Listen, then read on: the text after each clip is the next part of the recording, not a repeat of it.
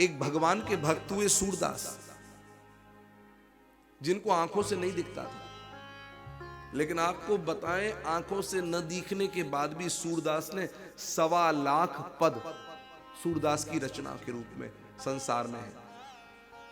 जिन 1.25 लाख पदों का संकल्प सूरदास जी ने लिया, जिनमें से 1 लाख पद स्वयं सूरदास के लिखे हैं और 25,000 पद भगवान श्याम सुंदर कृष्ण ने लिखे हैं। जिनमें केवल सूर नाम आता है वो सूरदास का पद है। सबसे ऊंची प्रेम सगाई, सूर क्रूर इस लायक नाही, कह लगी करो बड़ाई, सबसे ऊंची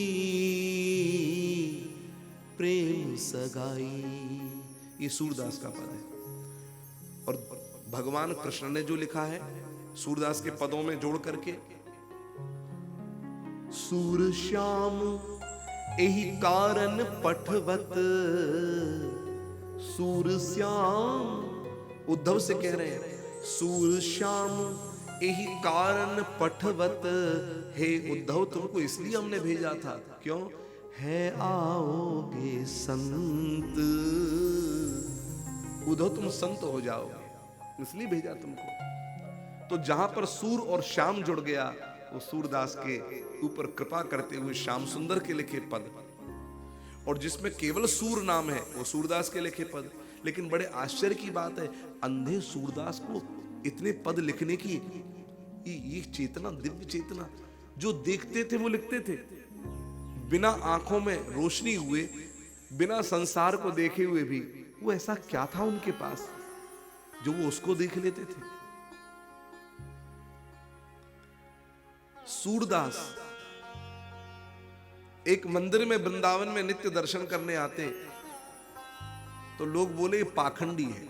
अच्छा, देश में वर्तमान काल में कोई संत भी रहा होगा ना, उस समय उसकी कदर नहीं की गई, उसके जाने के बाद में उसकी कदर हुई। सूरदास के पद बोलने लगे, कबीरदास, तुलसीदास। कबीरदास को कम सताया था लोगों ने, सूरदास को कम सताया था लोगों ने, तुलसी को अकबर की जेल तक में बंद रहना पड़ा था।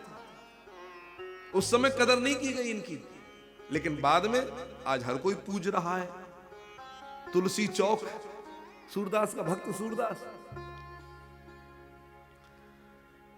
तो लोगों ने कहा कि सूरदास तुझे आंखों से दिखता है नहीं, क्यों आता है दर्शन करने?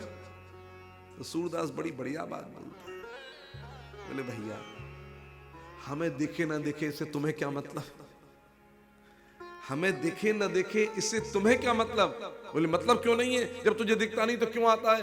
बोले कम से कम उसे तो दिखता है कि मैं हाजिरी लगाने रोज आ रहा हूं उसके दरबार पर, उसे तो दिखाई दे रहा है, वो अंधा थोड़ा ही है।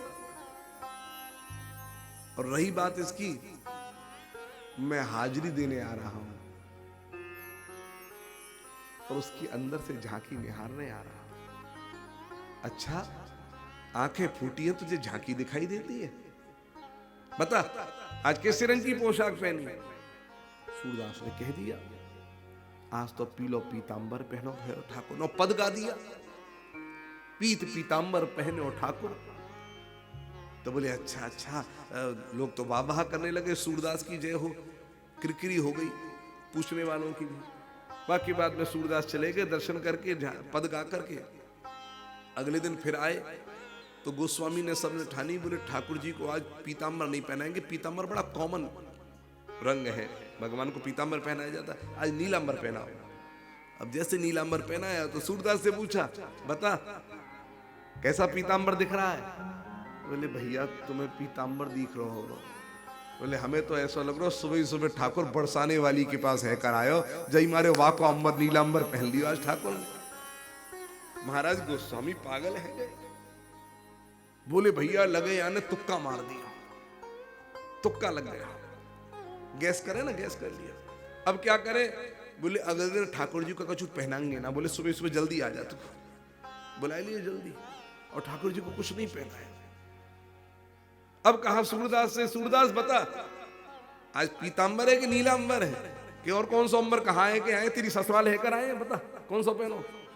सूरदास ने बोलो भैया आज तो क्या कहने, गोस्वामी की चरणन में पहले प्रणाम कियो और आज सूरदास झूम गए, बोले आज हरि देखे नंगम नंगा, आज हरि देखे नंगम नंगा, आज हरि देखे नंगम नंगा, आज हरि देखे नंगम नंगा, आज हरि देखे नंगम नंगा, आज हरि देखे नंगम नंगा, आज हरि देखे नंगम नंगा, आज हरि देखे नंगम नंगा, आज हरि देखे नंगम नंगा, आज हरि देखे नंगम नंगा, आज हरि देखे हम,